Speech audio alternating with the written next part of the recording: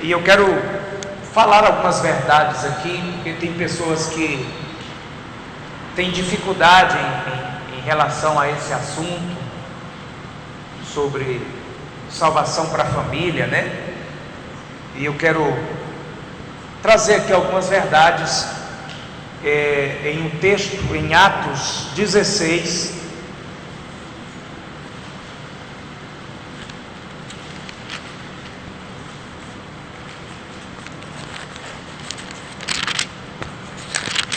Vamos meditar em Atos, capítulo de número 16. E nós vamos pegar um versículo bem conhecido.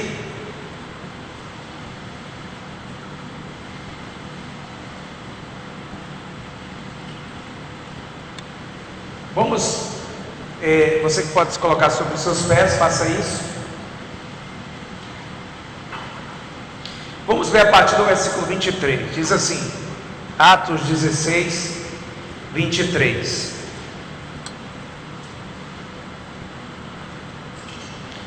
Depois de os espancarem muito, lançaram-nos na prisão, ordenando ao carcereiro que os guardasse com segurança. Este, tendo recebido tal ordem, os lançou no cárcere mais interior e prendeu-lhes os pés no tronco. Por volta da meia-noite, Paulo e Silas oravam e cantavam hinos a Deus, e os outros presos os escutavam. De repente sobreveio tão grande terremoto que os alicerces do cárcere se moveram, e logo se abriram todas as portas, e se soltaram as correntes de todos. O carcereiro acordou, e vendo abertas as portas da prisão, sacou da espada e quis se matar, cuidando que os presos tivessem fugido. Paulo, porém, bradou: não te faças nenhum mal, pois todos estamos aqui. O carcereiro pediu luz, correu para dentro e, todo trêmulo, prostou-se aos pés de Paulo e Silas. Tirando-os para fora, disse: Senhores, que me é necessário fazer para ser salvo? Versículo 31.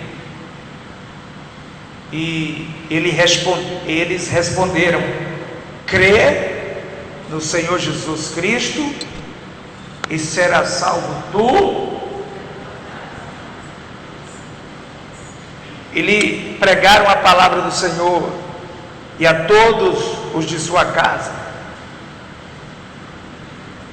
e os tomou consigo naquela mesma hora da noite, lavou-lhe as feridas e logo foi batizado ele e todos os seus. Então, levando-os à sua casa, lhes pôs à mesa e, crendo em Deus, alegrou-se com toda a sua casa. Amém. Pode tomar o seu assento.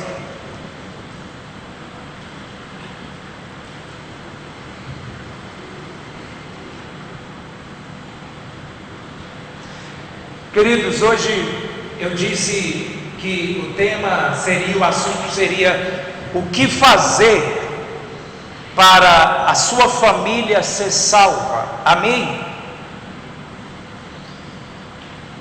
Então hoje nós vamos falar sobre a salvação da família. E pegamos como base aqui Atos dos Apóstolos, capítulo 16, e versículos de número 25 ao 31 e ao 32. O que fazer para a sua família ser salva?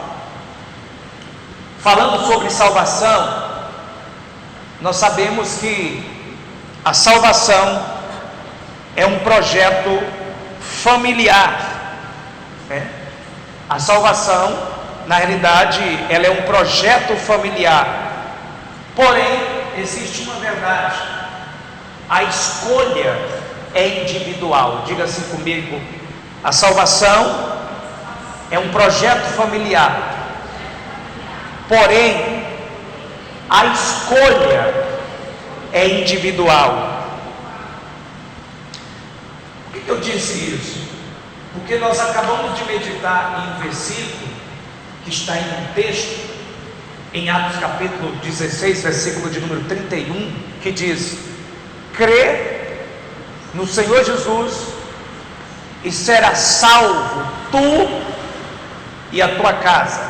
Desde que eu conheço Bíblia, do que eu entendo por Bíblia, por Deus, eu ouço, li, já reli e já ouvi N pessoas citar esse versículo como um versículo contendo uma promessa de Deus para a salvação da família. Deixa eu perguntar aqui: quem já ouviu ou já leu Atos 16, 31, que diz: crê no Senhor Jesus e será salvo tu e a tua casa? Quem já leu ou já ouviu? Está vendo? A maioria de nós. Mas qual que é o grande perigo aqui? A problemática é que muitas pessoas confundem esse versículo em Atos 16, 31 como uma promessa de Deus, uma garantia de Deus para salvar toda a família.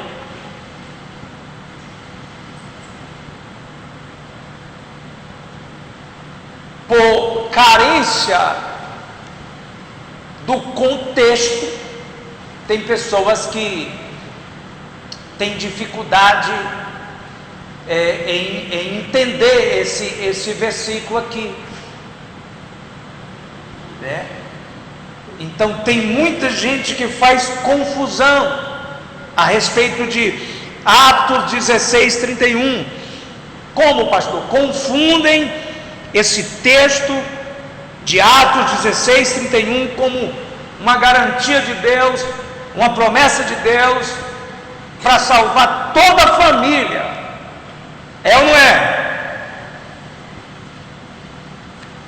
Se você ler o contexto, você vai entender que os apóstolos Paulo e Silas são dirigidos pelo Espírito Santo e liberam uma palavra especial ao carcereiro de Filipos. Se você ler o contexto, você vai perceber que Paulo e Silas liberam uma palavra especial ao carcereiro de Filipos. Isso está aí em Atos 16, versículo 25 ao 32. Está escrito: e então o carcereiro, tendo pedido uma luz, entrou correndo e trêmulo, prostrando-se diante de Paulo e Silas. Depois, trazendo-os para fora, disse: senhores, o que devo fazer para ser salvo? E responderam Paulo e Silas. O que eles responderam? Creia no Senhor Jesus e será salvo tu. Atos 16, 29 ao 31. O que é isso, pastor?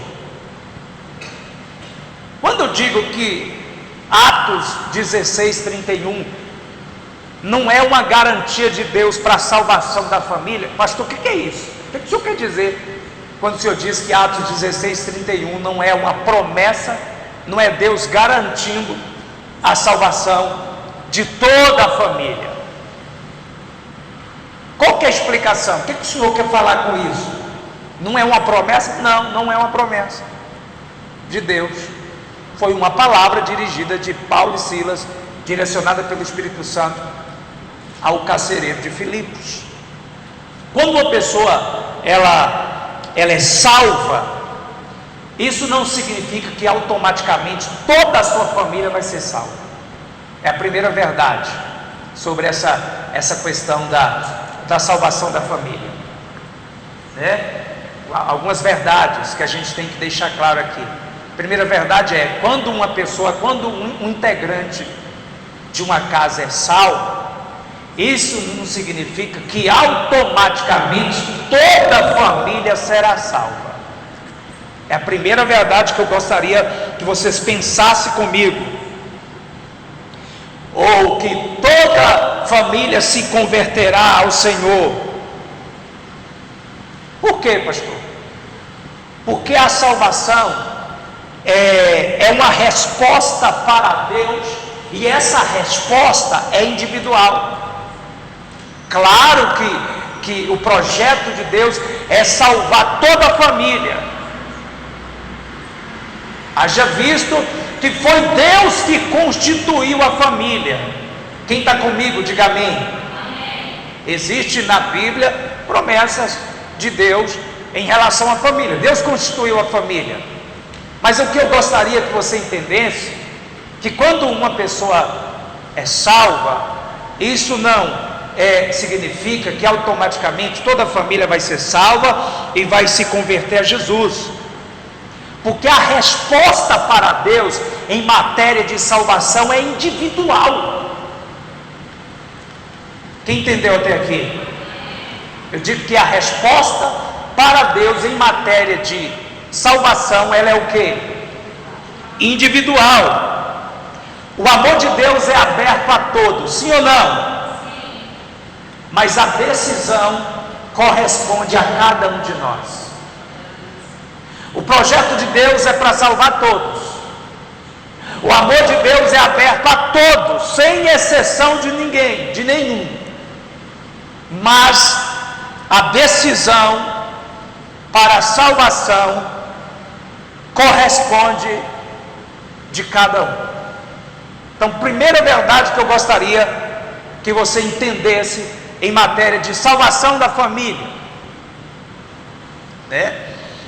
Porque eu disse que tem pessoas que pegam Atos 16:31, está escrito lá, crê no Senhor Jesus, será, é uma promessa de salvação.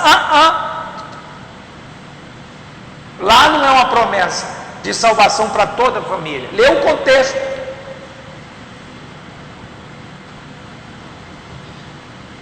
Pastor, há uma promessa de salvação para toda a família? Sim.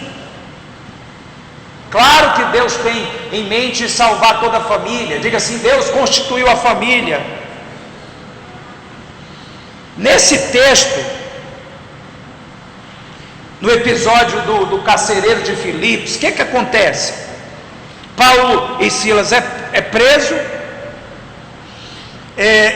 e nós lemos aqui no versículo 25, por volta da meia-noite, eles oram e cantam a Deus, mesmo tendo seus pés presos em um tronco.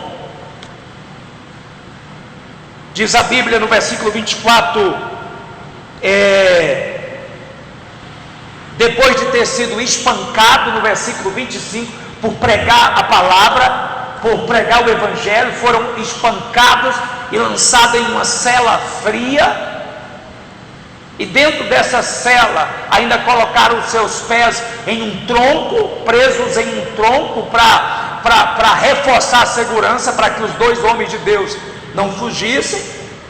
E diz a Bíblia que, estando eles ali por volta da meia-noite, ao invés de murmurarem por estarem passando por aquela situação, poxa, eu sou pastor, pregador, agora eu estou nessa situação, vou deixar de pregar, eu não quero saber mais de Cristo, isso é vida, não, sabe o que eles fazem?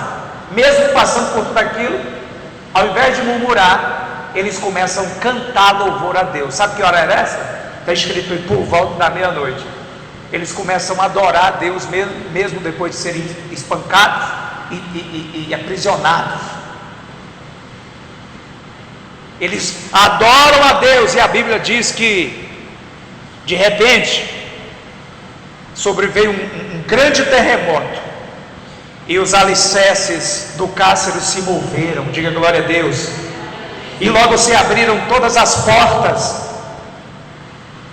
e soltaram a corrente de todos, inclusive o tronco que estava aos pés dos apóstolos, e os cárceres foram abertos. E o versículo 27 diz que o responsável pelaquela cadeia, que era o carcereiro, acordou, e vendo abertas todas as portas da prisão, sacou a espada e quis se matar, porque ele disse: a responsabilidade é minha, os presos fugiram. E diz a Bíblia que ele ficou com medo dos presos terem fugido, então ele saca da espada que carregava e tenta se matar. Aí o versículo 27, 28 diz: Paulo, porém, quando viu o carcereiro querendo se matar de dentro da cela, porque ele não tinha saído de lá, mesmo sem correntes, mesmo as portas abertas, lá de dentro ele grita: não te faças mal, pois todos nós aqui estamos. Glória a Deus. E nessa hora o carcereiro diz assim: aonde você está? Dai-me uma luz para que eu possa chegar até vocês, para que eu possa perceber que de fato vocês estão aí, vocês não fugiram. E diz a Bíblia no versículo 28 e 29: e correu para dentro, todo trêmulo,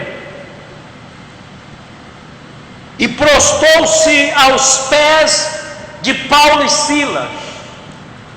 O carcereiro entrou na cela onde estava Paulo e Silas, todo trêmulo, e no versículo de número 30, diz a Bíblia que o carcereiro tira-os para fora e disse: senhores, o que é e disse o carcereiro a Paulo e Silas: senhores, o que me é necessário para que eu venha ser salvo?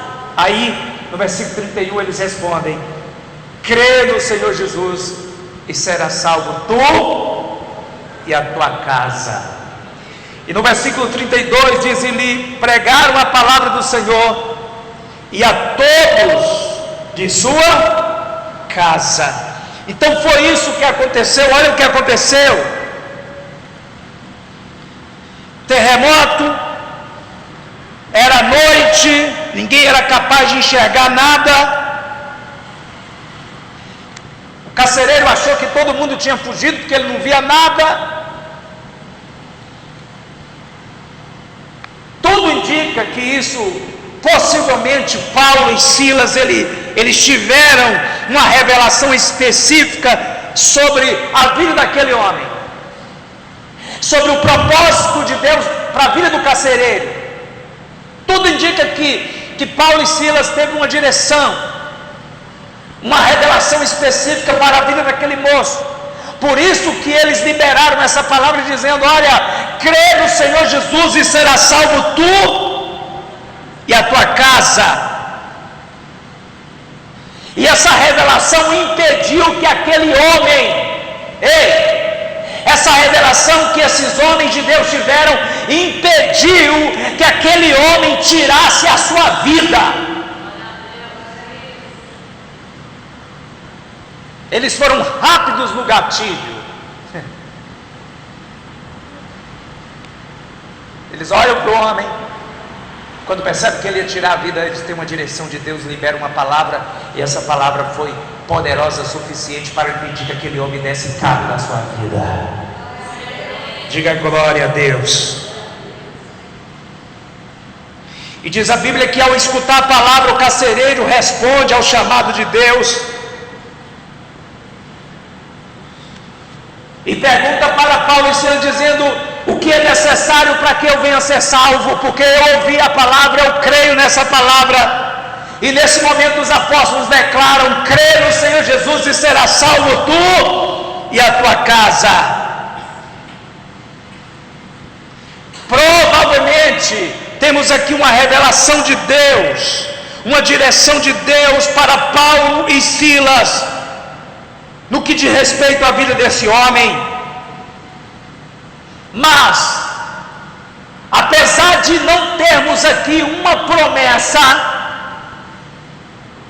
de garantia para toda a família, não termos aqui em Atos 16, 31, uma promessa, uma garantia de Deus para toda a família, ei, o que temos então? Isso demonstra as intenções do coração de Deus em salvar toda a família. Apesar de não termos aqui uma garantia, nos revela a intenção do coração de Deus.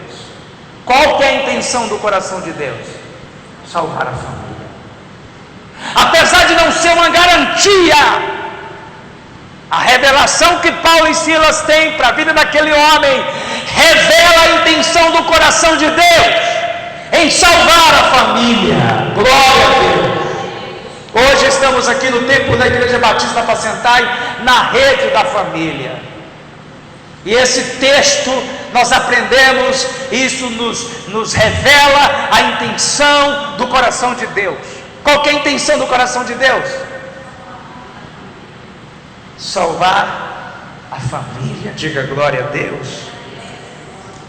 Se você ler comigo Lucas capítulo 12, por favor, versículos 51 e 53, eu estou ensinando. Lucas capítulo de número 12, versículos 51 ao 53. Jesus aqui relata o seu propósito no mundo e deixa bem claro que ele veio trazer divisão. E ele vai falar da família aqui. Lucas 12, 51 ao 53. O que diz aí? Ó, Jesus falando: vocês pensam que vim trazer paz à terra? Eu afirmo a vocês que não. Pelo contrário, eu vim para trazer divisão. Porque daqui em diante estarão 5 divididos numa casa: 3 contra 2 e 2 contra 3. Estarão divididos pai contra filho e filho contra pai, mãe contra filha e filha contra mãe, sogra contra nora e nora contra a sogra. Isso em Lucas 12, versículos 51 e 53. Por que o Salvador nos mostraria um cenário de divergências familiares? Por que Jesus teve, Daniel, a intenção de nos mostrar um cenário de divergências familiares? Qual que é a intenção do mestre, hein? Qual que é a lição? Qual que era a mensagem que ele queria deixar aqui, quando ele deixa esse cenário de divergência na família? Porque ele fala aqui qual que é a intenção dele quando um integrante da família é salva, quando um membro o encontra, e ele diz: por que há divisão? Por quê? Sabe por que Jesus está falando isso aqui? Só para tocar a mensagem que ele quer deixar aqui: que quando uma pessoa encontra Cristo, os seus pensamentos são diferentes do resto da casa, as suas ideologias mudam. A ideologia, que são as ideias de uma pessoa que encontra Cristo, que se converte a Cristo, são transformadas. As ideias erradas, antibíblicas sobre Deus, sobre Jesus, sobre a salvação, sobre vida com Deus, essas ideologias não fundamentadas na Bíblia são retiradas, e a pessoa passa a ter outra ideologia, outros pensamentos sobre Deus, sobre o propósito dele na casa, na família, na vida da pessoa. E quando os pensamentos são diferentes, e quando o pensamento de alguém em uma casa que acabou de aceitar a Cristo são mudados, isso começa a trazer um impacto na família, porque até então todo mundo tinha uma crendice errada sobre Deus. A maioria das pessoas falavam sobre Deus sem fundamento bíblico, é porque ouviram falar, é porque a tradição da nossa família é assim. Mas depois que tem um encontro com a palavra, o que a Bíblia diz em João 8,32? E conhecereis a verdade, e a verdade vos libertará. A verdade liberta das ideologias erradas, das crendices erradas. Todos nós que um dia entregamos a nossa vida para Cristo, passamos por esse tipo de processo de limpeza. A nossa mente foi aberta aquilo que nos cegava para que a gente não encontrasse a verdade, a venda, o véu caiu por terra e nós conseguimos enxergar com clareza. Então, quando os pensamentos de alguém que integra uma família é mudado, isso, a família então sofre um tipo de impacto. Toda a casa é como alguém que agora entra na contramão, porque a família, todo mundo ia numa mão, agora essa pessoa que entregou a vida para Cristo, agora ela não vem na mesma mão, ela entra na contramão. Aí há um impacto de ideias, porque todo mundo pensava igual, agora esse pensa diferente. É entrar na contramão, é o tipo de impacto que causa. E eu sei exatamente que você sabe o que é isso. Sabe ou não sabe? Ao aceitar Jesus, uma família inteira ela é impactada. Mas isso não significa que todos da casa foram salvos. Ou significa? Isso significa que ao aceitar Jesus, isso demonstra que reconhecer Jesus como Senhor e Salvador pode trazer uma divergência de pensamento. Diga assim: isso significa que ao aceitar Jesus como Senhor e Salvador, pode trazer uma divergência de ideologias, de pensamentos.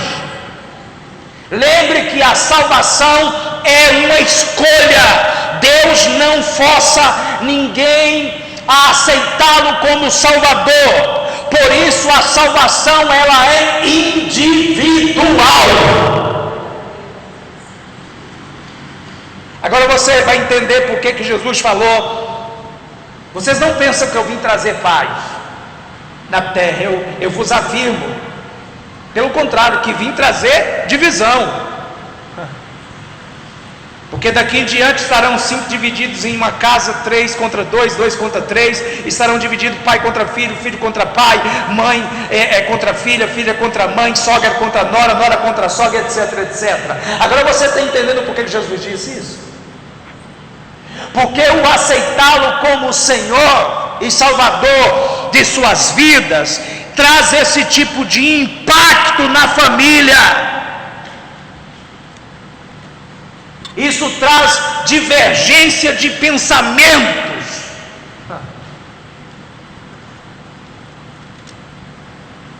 Posso ouvir um amém?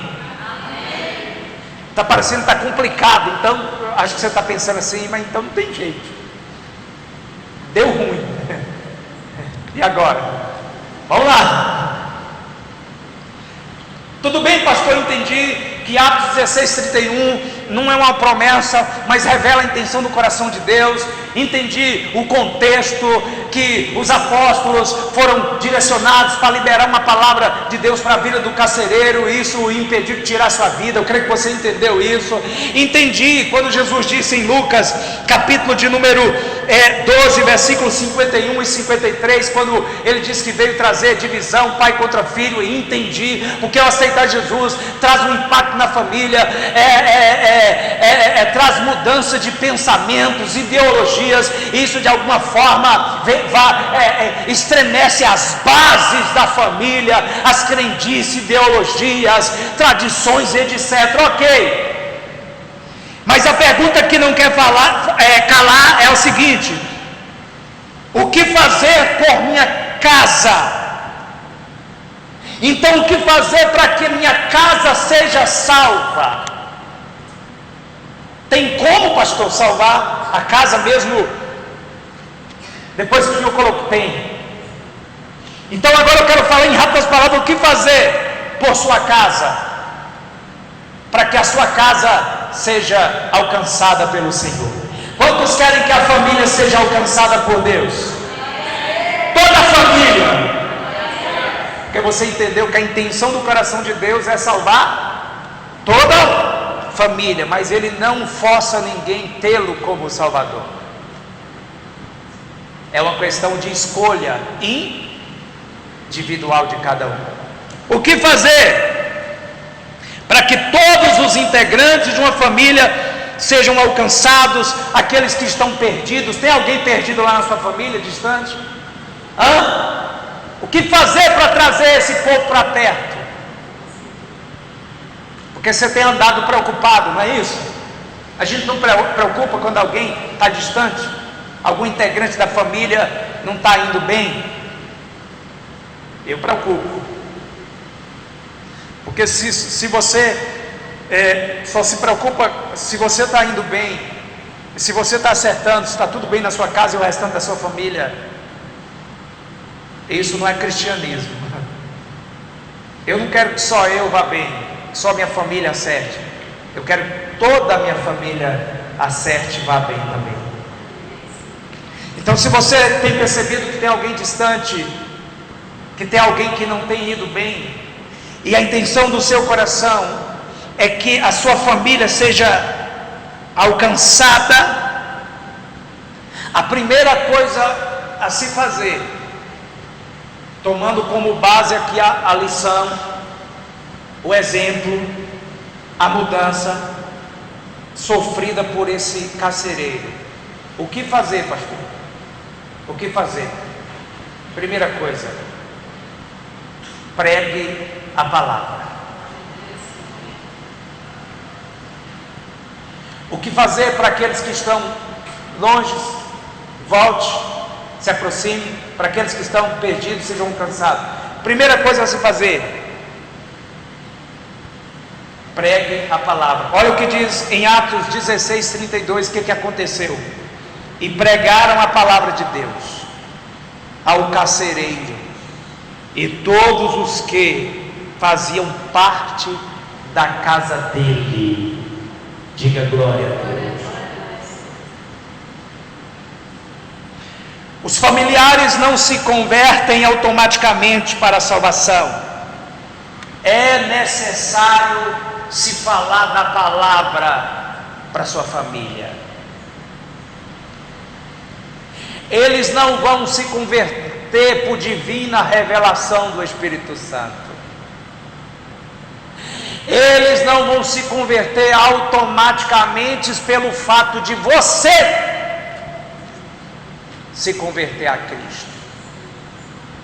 Eles não vão chegar a Cristo porque agora você chegou a Cristo, aí você lê um versículo isolado que diz: crê no Senhor Jesus e será salvo tu e a tua casa, e você está se firmando disso, porque tem uma promessa que agora você entendeu que não é promessa, mas revela a intenção do coração de Deus. A sua família não vai ser salva só pelo fato de você ficar apoiado nesse contexto, nesse versículo, e pelo fato agora que você é crente, toda a sua casa agora também vai ser crente. Não. A sua família não vai se converter automaticamente sem que você pregue a palavra de Deus para toda a sua casa. Diga glória a Deus. Porque para que a sua família seja salva, eles têm que chegar ao arrependimento, eles têm que desenvolver a fé, e a fé vem pelo ouvir a palavra de Deus, o arrependimento vem também pelo ouvir a palavra de Deus, e não tem como a sua família ser salva sem antes eles ouvirem a palavra. Diga glória a Jesus. É necessário levar a palavra para aqueles que ainda não ouviram. E com o resultado da palavra que você vai levar aos integrantes da sua família, o resultado será um arrependimento individual no coração de cada um deles, depois de ouvir a palavra. A função do cristão é fazer Jesus conhecido na casa, na família. E para que a gente possa fazer Jesus conhecido, nós temos que propagar o Evangelho, nós temos que compartilhar o Evangelho, nós temos que falar de Jesus para todos os integrantes da família. Nós não podemos ser tímidos, nós não podemos ser covardes, nós temos que falar de Jesus, nós temos que pregar Jesus para nossa família. Pregue a palavra de Deus. Para que exista salvação na sua casa, na sua família, escuta isso. Eles precisam ouvir o mesmo Evangelho que alcançou você, o primeiro membro salvo dessa família. Para que a sua família seja alcançada, os seus familiares têm que ouvir o mesmo Evangelho que te alcançou. Por isso que você tem que pregar. Você tem pregado? Ou você tem sido omisso em suas reuniões familiares? Como você quer que a sua família seja salva e ter um encontro com Jesus, se você não prega o mesmo Evangelho que foi pregado a você e que fez você se encontrar com Ele? Como? Diga glória a Deus. Então lembre disso. Então, o primeiro ponto para que a família seja salva, qual que é a recomendação? Pregue a palavra. Segundo, é bem pequeno isso aqui, mas bem claro: dê um bom testemunho. Agora eu peguei crente pelo pé. Dê um bom testemunho dentro da sua casa, em suas reuniões familiares. Primeiro, prega a palavra, e segundo, dê um bom testemunho.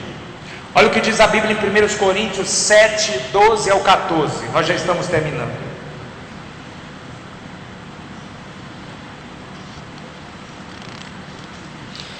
Nesse texto em 1 Coríntios, capítulo de número 7, versículo 12 ao 14, apresenta a influência que as boas práticas e mudanças de vida trazem a uma família. Então nós vamos ver o que as boas práticas, a boa influência pode causar em uma família. Olha o que diz Paulo na sua carta em 1 Coríntios 7, 12 ao 14. Aos outros digo eu, não o Senhor. Quem está falando? Se algum irmão estiver casado com uma mulher não crente, e esta concorda em morar com ele, não se divorcie dela. Não, agora eu sou crente, meu marido não é. Qual que é a direção? Divorciar. Não se divorcie dela. E se alguma mulher estiver casada com um homem não crente, e este concorda em viver com ela, tem alguma irmã que tem marido que não é crente aqui? A maioria. Misericórdia. E se uma mulher estiver casada com um homem não crente, olha a recomendação para você que está pensando em divórcio. E se uma mulher estiver casada com um homem não crente, e esse concorda em viver com você, e que ela não se divorcie do marido. Por quê? Todo mundo quer saber por quê, né? Porque o marido não crente é santificado no convívio da esposa crente. E a esposa não crente é santificado no convívio do marido crente. Se não fosse assim, se não houvesse santificação, os vossos filhos seriam impuros, se não fosse verdade, porém agora são santos. Está vendo como é que é importante ter um crente em casa, um esposo, uma esposa?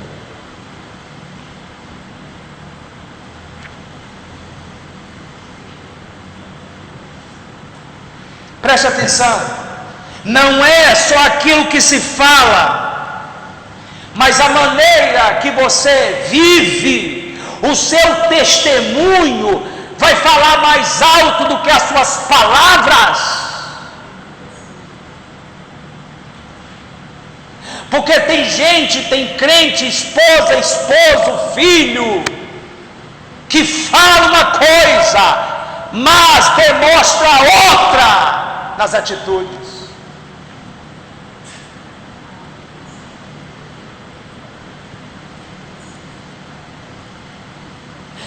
A sua influência, a maneira que você vive, pode influenciar um não crente a se aproximar de Jesus.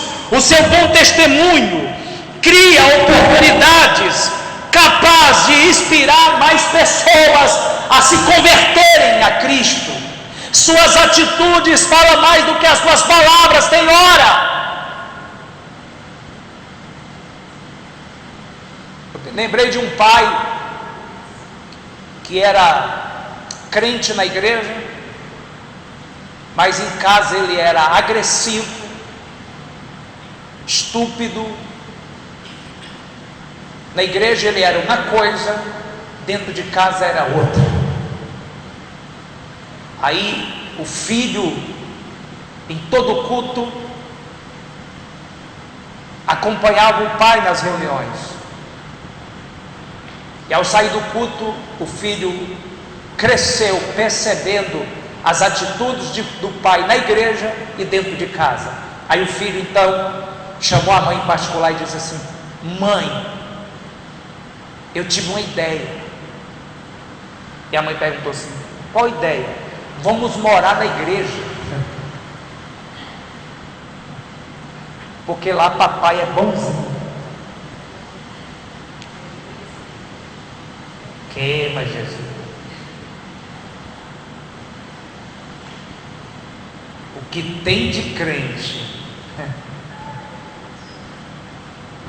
de moça, de rapaz, de pastor, de líder, que aqui é crente, lá fora não é.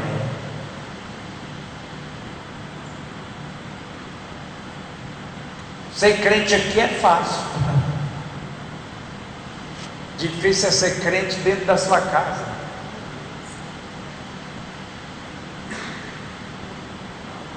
Ser crente para sua mãe, para o seu pai, para sua esposa, esposo.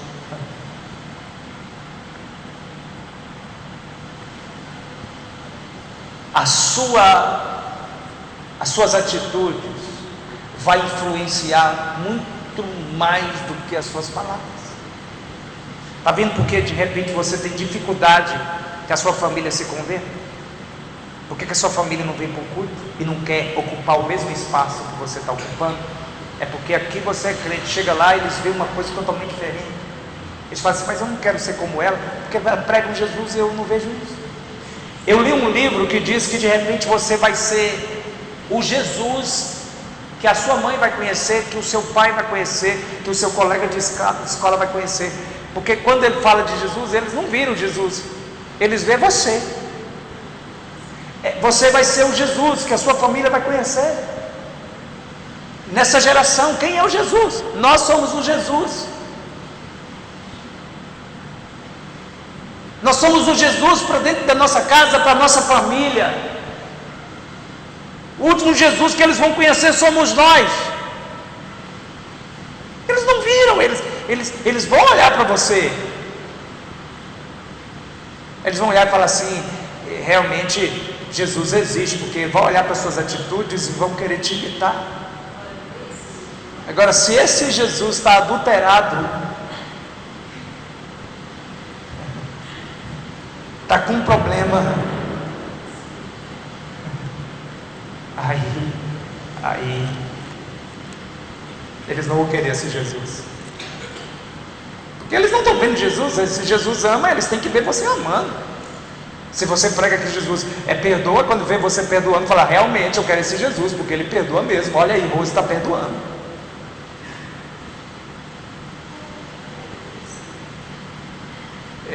Se você reparte, eles vão falar: realmente Jesus, ele é bom, ele reparte. Diga glória a Deus. Então, bom testemunho. Pastor, como é que eu vou? Eu quero que a minha família seja salva. Primeira palavra, depois o bom testemunho.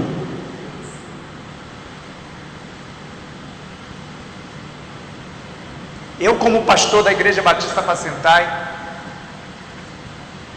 eu creio que eu nunca vou ter o desgosto, não quero ter o desgosto de chegar numa casa em que um integrante da família congrega aqui, eu visitar a família e alguém chegar em uma reunião que eu estiver participando e falar assim: você é pastor dela? Eu falei: sim. Porque ela não é crente.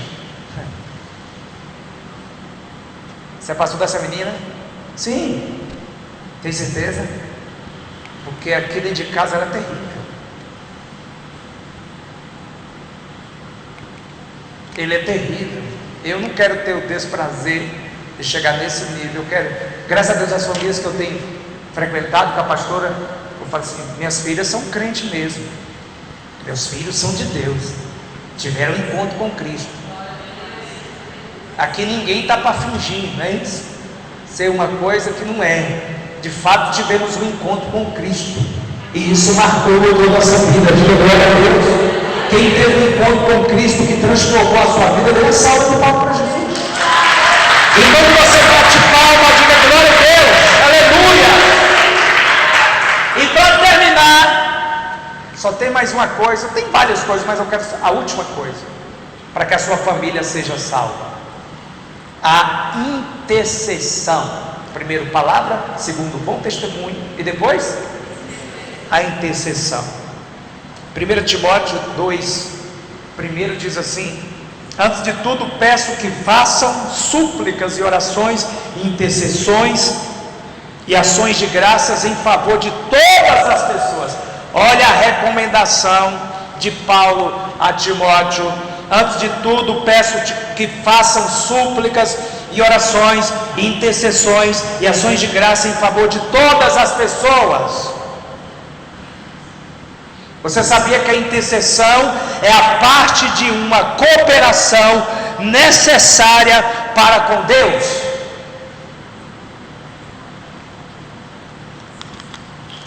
Paulo instrui a Timóteo a fazer orações e intercessões, e ele diz: isso deve ser uma prioridade, como na vida do crente, orações e intercessões. E a intercessão na vida de um descrente deve ser vista como uma batalha, tem que ser travada como uma guerra.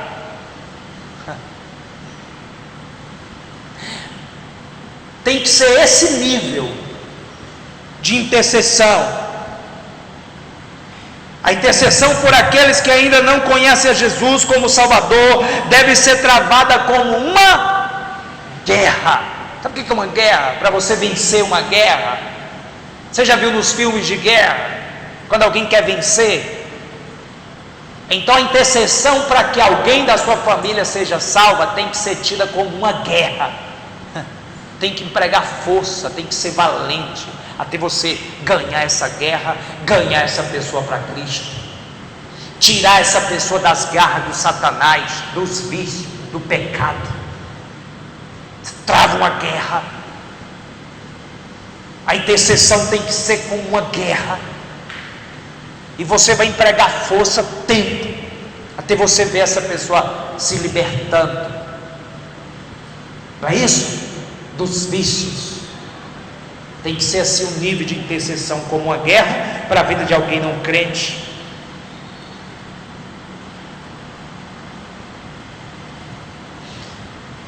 Jesus, ele intercede por nós à direita do Pai, sim ou não? Jesus, olha, em matéria de intercessão, olha o exemplo. Jesus intercede por nós, aonde?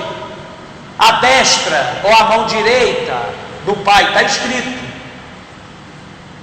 Falando sobre intercessão, lembre que a oração, querido, ela não existe, a intercessão ela não existe para convencer Deus de salvar quem queremos bem. Lembre, a intercessão, a oração, ela não existe para convencer Deus a salvar quem nós queremos bem. Não, eu vou convencer Deus a salvar Beltrana da minha casa. Lembre, a intercessão não é para você tentar convencer Deus, salvar quem você quer bem. Porém, a intercessão é para que as ideologias, os pensamentos errados dessa pessoa sobre Deus, o seu propósito, sejam mudados, e ela venha ter a oportunidade de ter um encontro com Cristo e procurar a Deus como um dia aconteceu com você. Então a gente intercede para que as ideologias, Senhor, que o Senhor, através do teu Espírito, convença essa pessoa do seu mau caminho, das suas ideias, ideologias erradas, e que ela tenha a oportunidade de ter um encontro. Então lembra que a intercessão não é para convencer Deus, ajudar quem você quer bem, pelo contrário, é para que essa pessoa mude os seus pensamentos e ideologias, e seja mais maleável. Você já pregou para alguém o coração duro na sua casa? É irredutível, é impenetrável. É como bater uma rocha. Então aí acontecem as intercessões, para que essa pessoa possa se mostrar maleável, para que ela amoleça o coração, para que ela procure a Deus e tenha sua vida transformada. Da mesma forma que Jesus intercede à direita do Pai, e a Bíblia fala que nós não sabemos orar como convém, mas o Espírito Santo intercede por nós. Nós devemos também interceder pelos nossos familiares. A Bíblia fala que nós não sabemos orar como convém. Quem é que sabe orar? Ninguém. Mas a Bíblia diz que o Espírito Santo, é por isso que quando você for orar, você tem que falar: Espírito Santo, me ajude. É isso mesmo que Deus quer ouvir. Eu faço de quando eu estou no caminho certo. De repente eu estou aqui todo desalinhado, o Senhor nem quer ouvir isso. Me ensina a falar aquilo que Deus quer ouvir. Me ensina a orar. Os discípulos pediram. Os discípulos não pediram para Jesus ensinar eles a pregarem, mas ele falou assim: nos ensina a orar. E de hora em quando eu estou orando, daqui a pouco eu paro: Senhor, eu estou certo. Me ensina a orar. Ninguém sabe orar. A Bíblia fala que nós não sabemos pedir como convém, mas o Espírito Santo de Deus intercede por nós. Essa pessoa não sabe nada sobre Deus, como você não sabe orar. Essa pessoa está perdida, Mário, não sabe nada, as ideologias, está perdida. E a Bíblia fala que nós não sabemos pedir. Essa pessoa não sabe de nada. O que nós devemos fazer? Interceder para que o Espírito Santo haja, convencendo, ensinando essa pessoa ao caminho certo. Como o Espírito Santo intercede por nós diante de Deus, nós temos que orar para que essa pessoa também seja convencida, que o Espírito Santo convença essa pessoa. Espírito Santo ensine essa pessoa o caminho certo. Porque não é pastor, não é nós que mudamos a vida de ninguém. Nós falamos, nós pregamos, mas a Bíblia diz que é o Espírito Santo que convence ao homem. É por isso que nós devemos fazer súplicas, intercessões pela família, para que o Espírito Santo de Deus convença os corações dentro das famílias.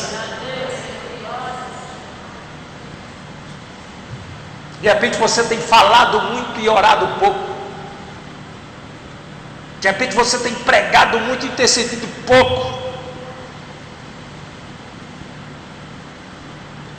Essa semana eu tive uma experiência com o Senhor.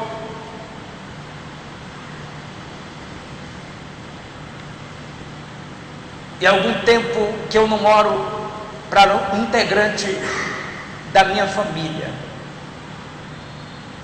Eu sempre oro, mas por essa pessoa já tinha algum tempo que eu não orava. Não pulo, que eu não quis orar, porque eu estava, não, acabou que eu, orando por outras causas, acabou que eu não decidi, e conversando com alguém falou assim, pastor fulano, da sua família, eu disse, está lá, como é que está essa pessoa? Eu disse assim, afastada dos caminhos de Deus. Falei, mas você sabe que essa pessoa tem um ministério, um chamado lindo, e que essa pessoa é muito usada por Deus, foi muito usada por Deus, e que o senhor deve orar por essa pessoa, porque ela tem um chamado, um ministério lindo, e Satanás ele quer destruir essa pessoa. Quando ela começou a falar comigo, na hora eu me senti cobrado pelo Espírito Santo. Eu disse, meu Deus, e eu não vi a hora de deixar aquela conversa para ir orar, interceder por aquela pessoa que há muito tempo eu não orava por ela. Mas em uma conversa com alguém fez eu lembrar do chamado, como essa pessoa era, o que ela está fazendo agora. Eu falei, essa pessoa é muito importante. E na hora eu levantei, inclusive hoje eu orei de novo por essa pessoa, para que ela volte para os caminhos de Deus. Porque ela já esteve no nosso meio e ela acabou sendo atraída pelo mundo, e agora ela não tem força para retornar. Mas se a gente vai entrar por esse caminho aqui, para que ela seja alcançada, a palavra, o testemunho, as intercessões, eu creio que as algemas serão quebradas, as cadeias que prendem esta pessoa serão abertas. Quem crê nisso, fica de pé em nome de Jesus.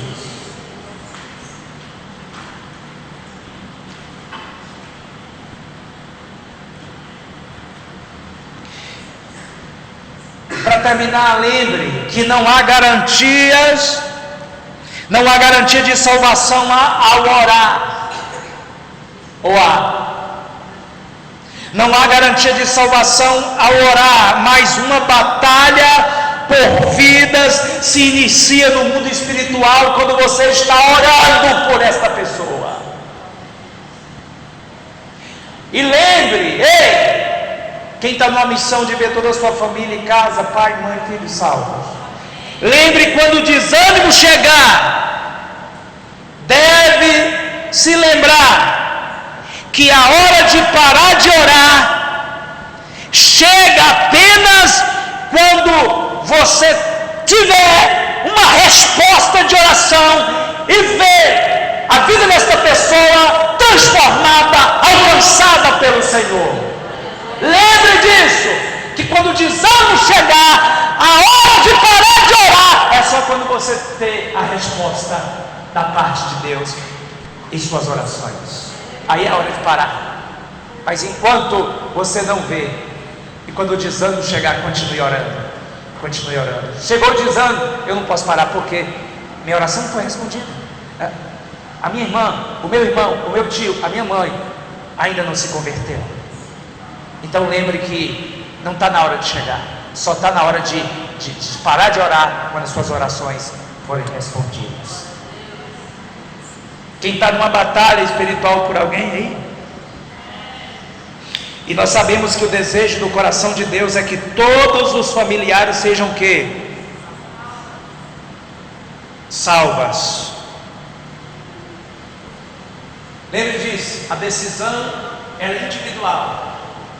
mas nós temos ferramentas que o Senhor nos deixou disponíveis para serem usadas para que a nossa família seja alcançada pelo Senhor.